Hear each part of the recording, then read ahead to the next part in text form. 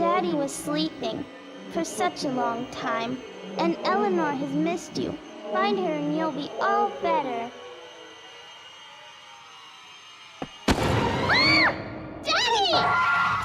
Big Daddy's Origin. Hello and welcome to another marvelous video. We are back to explore the origin story of another iconic video game character. Today we will be talking about the Big Daddies from the cities of Rapture and Columbia as seen in the iconic BioShock trilogy. The most recent BioShock game came out over 10 years ago. Despite the passage of time, the BioShock video game series continues to be among the most recognizable. The gaming communities adored each BioShock game due to its captivating environments, menacing bad guys, and exhilarating sci-fi abilities. But of all the elements that went into making BioShock, the Big Daddies are the series' most iconic feature. The Big Daddy foes were an integral component of the BioShock universe. They were the ideal antagonists for the series since they were able to arouse pity while also inspiring dread. These terrible beings have a sad and painful past. So fasten your seatbelts as we examine how these genetically modified people were created, what function they were intended to do, and how they evolved throughout the course of the 3 games. But before we go into our explanation, we have a very small request. If you like our content, please support us by subscribing to our channel. This is a small click for you, but for us, it means a lot. So thank you, and let's begin.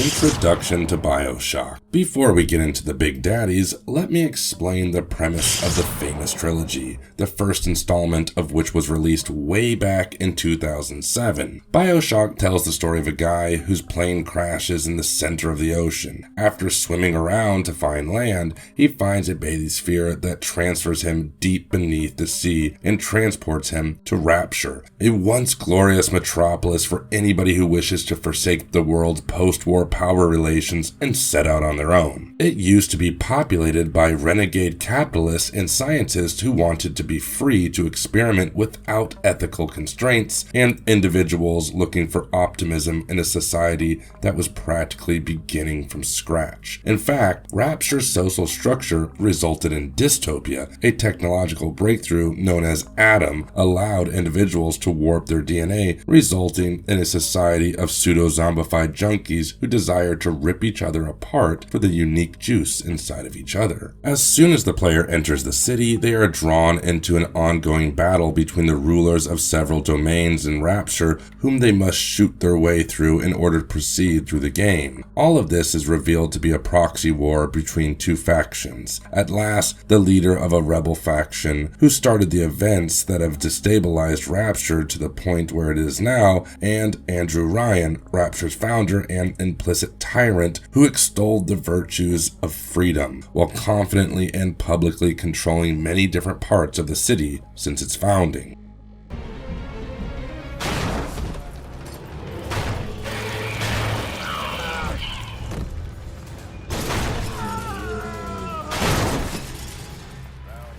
What was the purpose of Big Daddies, and how were they made? Ordinary maintenance workers inspired the Big Daddies. Trained divers would restore the area surrounding Rapture and built the underwater city's expansion. These divers influenced Dr. E. Suchong, who later assisted in the development of the Little Sisters. When Dr. Suchong discovered that there was an increasing demand for Adam in Rapture, he decided to develop Little Sisters and the Big Daddies. The Little Sisters, formerly known as Gatherers, are a group of young girls who have been genetically changed and psychologically conditioned to reclaim Adam from corpses in Rapture. A Big Daddy, or Mr. Bubbles, or Mr. B, as the Little Sisters call them, is usually always with Little Sisters as their bodyguard. The Little Sisters are virtually impervious to injury, but lack offensive powers. Pheromones were utilized to lure the Little Sisters to the Big Daddies and make them not fear their protectors.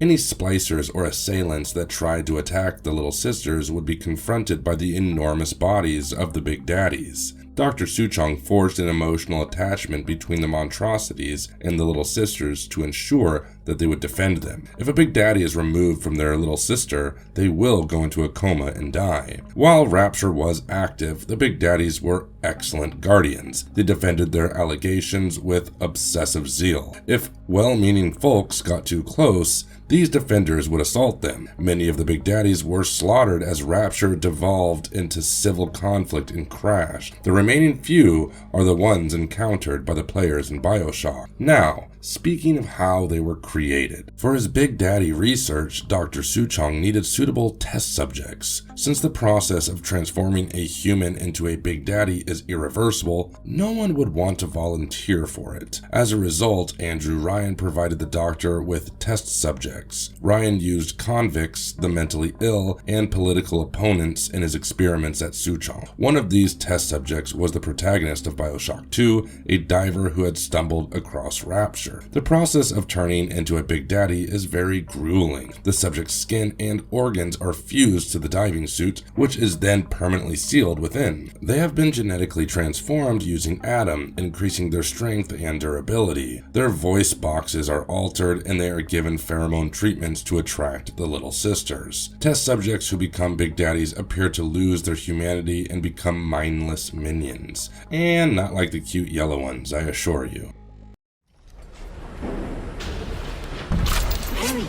Hurry, Mr. Boris.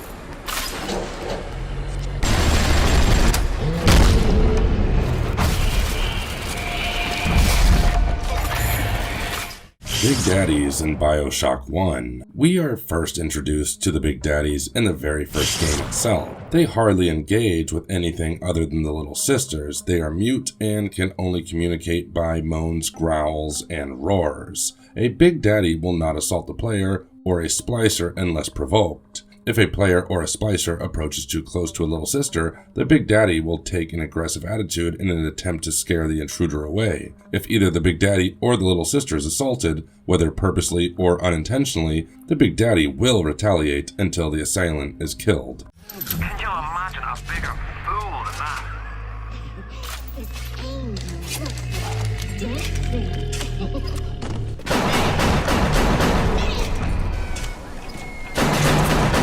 A plasmid to hypnotize Big Daddies may be attained to brainwash Big Daddies into defending the player, but the little sister will be abandoned, denying the player the opportunity to gain Adam. The lights on their helmets represent their moods. Yellow shows that the Big Daddy is unconcerned by the player's presence. Green indicates that the Big Daddy is mesmerized and friendly towards the player, and red, of course, indicates that the Big Daddy is enraged by the player. There are several varieties of Big Daddies. Some were created to deal with various sorts of opponents, or because prior versions had failed. In the first game, only two types were introduced, Bouncers and Rosie. Both have a regular and red-striped elite version. The Bouncers moniker comes from their desire to defend their connected little sisters. Bouncers have distinctive heavy diving gear with a strong metal carapace covering the entire body. The head protrudes immediately forward from the top chest region, protected by a hemispherical helmet with 8 illuminated portholes. For violent melee assaults, a massive, fully functional conical drill is affixed to the right arm just below the elbow.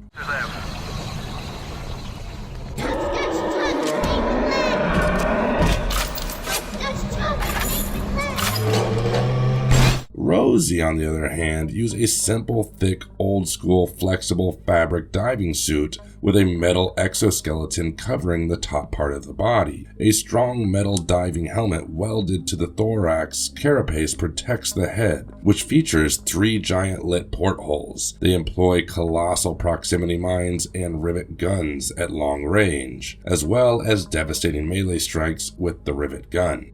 Big Daddies in BioShock 2. In BioShock 2, Subject Delta, formerly known as Johnny Topside, is an early Big Daddy prototype known as the Alpha Series, who had his consciousness and free will restored by Tenenbaum. He is the first Big Daddy to bond successfully with a single little sister. Other unsuccessful prototypes of the Alpha Series of Big Daddies survived, including Subject Delta. They've long lost their sisters and developed into something like a splicer. The Alpha Series Big Daddies are a more more fundamental and agile version since they are less armored yet quicker and more maneuverable. They are similar to the Rosie model, but with minor differences and other features like a different shaped helmet with a single viewport, the ability to equip a bouncer drill, and they carried a diving knife worn on the hip. They are also able to use plasmids. The Alpha series, on the other hand, has a fundamental defect. If the Alpha's bonded little sister dies, gets rescued, or is simply too far away, the Alpha will surely go into a coma or a frenzied rage. Many of the Alpha series individuals appear to have had partial or otherwise flawed bonds, causing them to go insane instead of sliding into a coma after losing their little sisters. Their armor resembles Delta's, although it is more deteriorated, with sections of their arms exposed. The player takes on the role of Subject Sigma, formerly known as Charles Milton Porter in the BioShock 2 downloadable DLC called Minerva's Den, on a quest to reclaim the Thinker from Reed Wall, Porter's old colleague who betrayed him to Andrew Ryan, resulting in his metamorphosis into Subject Sigma. The Thinker guides Sigma in his original form as Porter, and at the end of the plot, Sigma is returned to his original shape as Porter. As Sigma's opponents in Minerva's Den,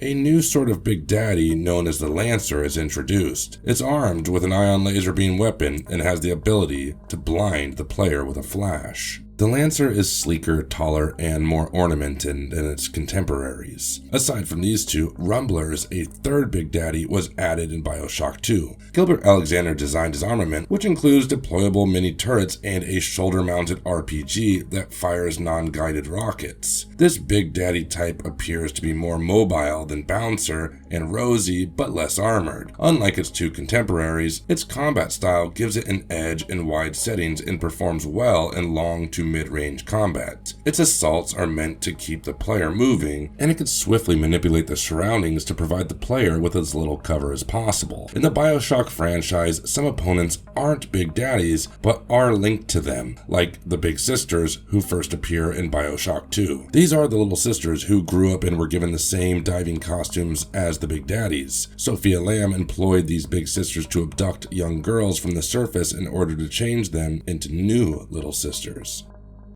No.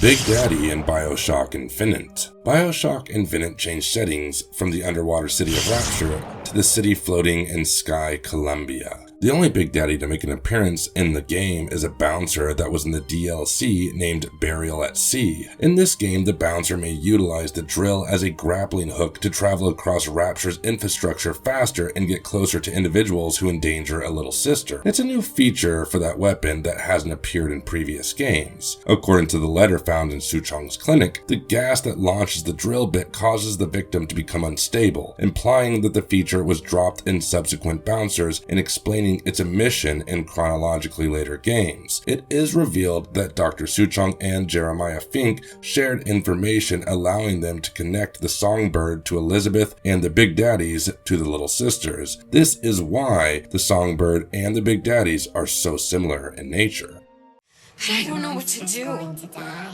Not fair. We can help. Help.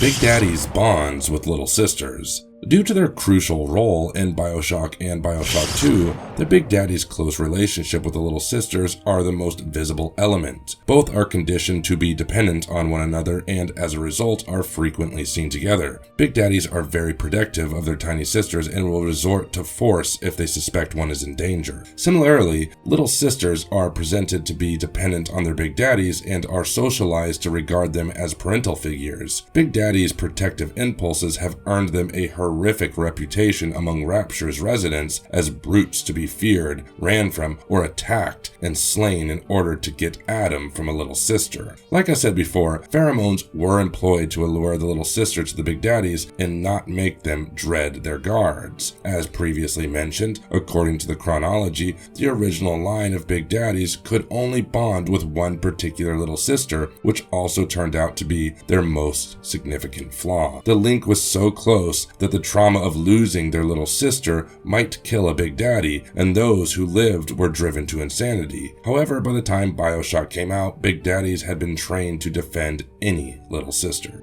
How to defeat a Big Daddy. When I initially started playing BioShock, I thought the game was a piece of cake. Then everything changed when I met the Big Daddy for the first time, who would become the torment of my BioShock experience, at least for the first several levels. Of course, my standard FPS tactics didn't work well with Big Daddies, and when I did manage to kill them on occasion, I had used so much ammunition, first aid kits, and Eve that it was hardly even worth it. I didn't get the impression that any one weapon functioned better than the others because they all appeared equally ineffective. So most of my early experiences with Big Daddies consisted of me running through the corridors of Rapture, frantically trying to find something to hide behind, throwing crazy pot shots with whatever weapon I had, all at the same while shrieking at the monitor every 10 freaking seconds. Eventually, I realized to be smarter in my approach. When you encounter a Big Daddy, fighting with them is unnecessary, especially if you think you are unprepared. If you have enough ammo, plasmids, and health kits, then you could just avoid the Big Daddy for the moment and come back later when you are more equipped.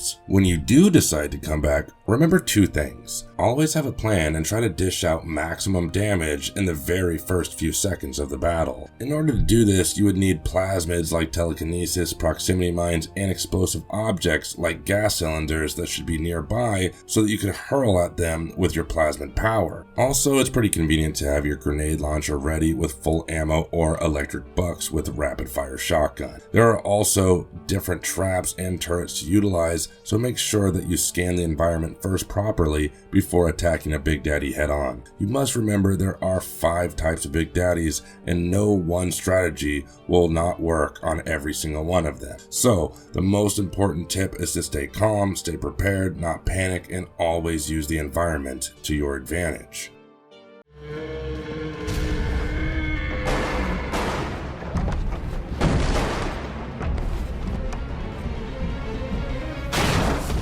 Marvelous verdict. That brings an end to this video. Big Daddies might not be considered in the list of toughest bosses in video games like the bosses of Dark Souls or Final Fantasy, but that's what makes them more dangerous in my opinion. Since they are not considered stereotypical bosses, many roam around with little sisters in Rapture, and it is possible to run into one while you are escaping from another. Apart from their brute strength and durability, what makes the Big Daddies really a force to be reckoned with is their design. They are terrifying dudes who will intimidate the hell out of you with just their posture and their voice. If you had to compare another video game character with similar traits, that would be the brutes from the Halo franchise. Well, what do you guys find intriguing about Big Daddies? Let us know in the comment section below, and if you liked our content, please don't forget to leave a like and subscribe to us if you haven't already, and in the meantime, have a good one and be safe. Thank you, everybody.